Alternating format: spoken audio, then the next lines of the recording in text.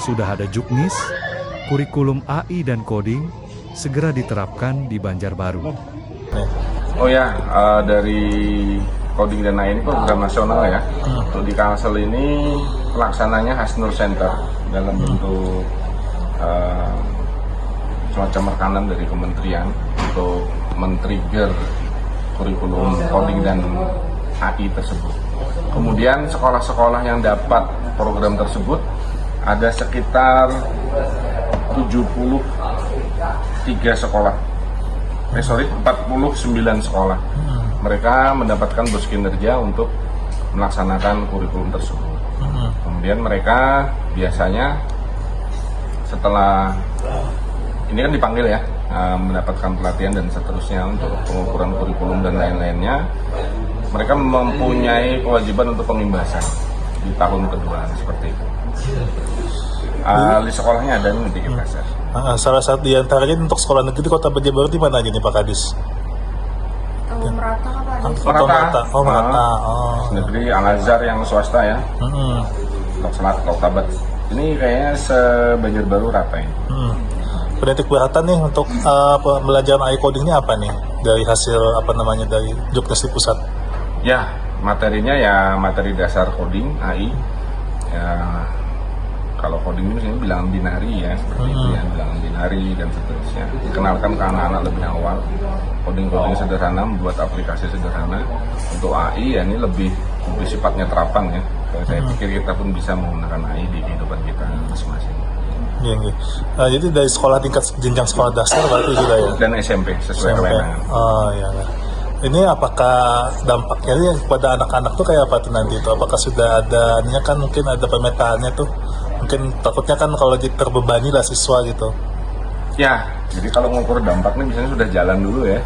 Sudah jalan, policy itu bisa kita ukur benefit maupun impact-nya dampak.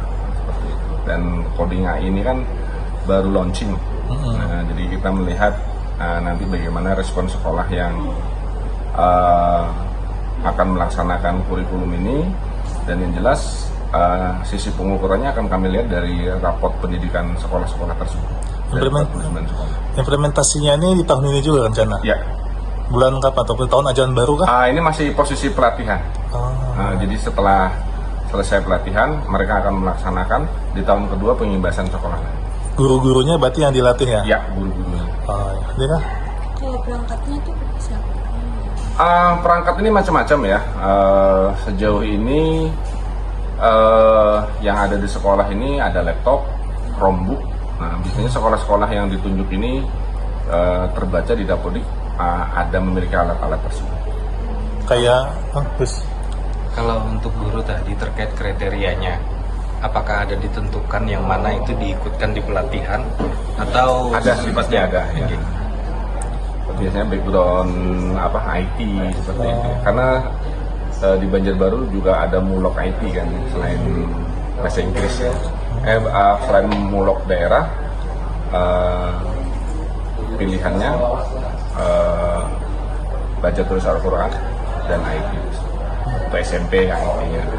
Untuk SD masih belum, tapi mudah-mudahan dengan pelatihan ini, karena ini sifatnya pengenalan coding dan AI, saya pikir lebih general dan bisa dipahami oleh guru-guru yang ada.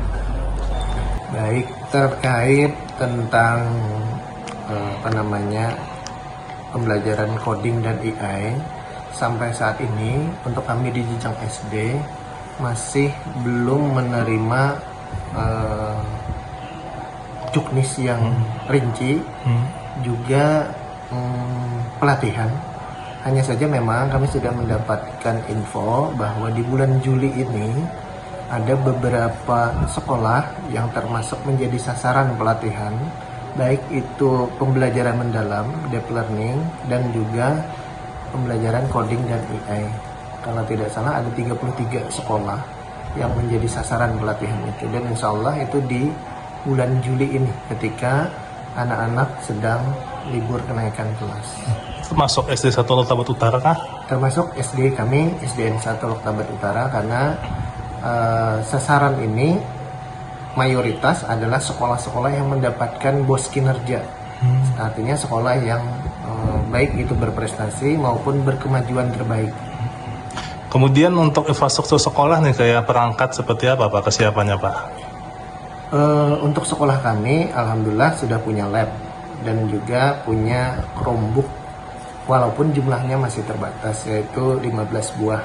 Akan tetapi sekolah kami nanti ketika sudah mendapatkan pelatihan, mendapatkan petunjuk yang jelas, insya Allah akan siap menerapkannya sesuai dengan arahan dari Kementerian Pendidikan Dasar dan Menengah. Pak, mungkin yang diharapkan Pak untuk pembelajaran AI sama coding ini untuk meningkatkan inteligensi siswa nih seperti apa Pak? Baik, kami memang menyambut baik pembelajaran coding dan AI maupun deep learning ini, karena kita harus beradaptasi memang dengan situasi dan zaman yang sekarang. Dan anak-anak dengan harapannya dengan pembelajaran coding dan AI makin bisa menghadapi tantangan global yang dijalaninya. Sehingga kami sekolah berharap dengan adanya pembelajaran coding dan AI, tentu anak-anak kami bisa lebih adaptif terhadap kemajuan zaman dan teknologi. Bentar lagi kan penerapan pembelajaran AI coding nih Pak, mungkin dari Dewan dari saya apa sebagai latar belakang pendidikan Pak? Ya, saya kira pembelajaran Indonesia harus mengikuti perkembangan zaman. Itu adalah sebuah perkembangan teknologi yang kita juga harus jangan sampai kita ketinggalan dari itu semuanya. Saya kira saya sangat sepakat dan setuju dengan itu. Intinya anak-anak harus dibekali dengan apa yang dia hadapi nanti di depannya supaya anak kita itu betul-betul mampu bertahan di eranya nanti. Mungkin masukan ke Dewan nih pada Dinas Pendidikan kalau penerapan pembelajaran dengan AI dan coding ini seperti apa Pak? Ya, disesuaikan dengan kondisi yang ada dan kesiapan dari sekolah itu sendiri dan kesiapan kepada anak-anak. Yang penting harapannya itu dibuat dengan sejelas-jelasnya dan sebaik-baiknya sehingga anak-anak tidak gagap, sehingga apa yang kita harapkan dari tujuan itu tercapai. Oke.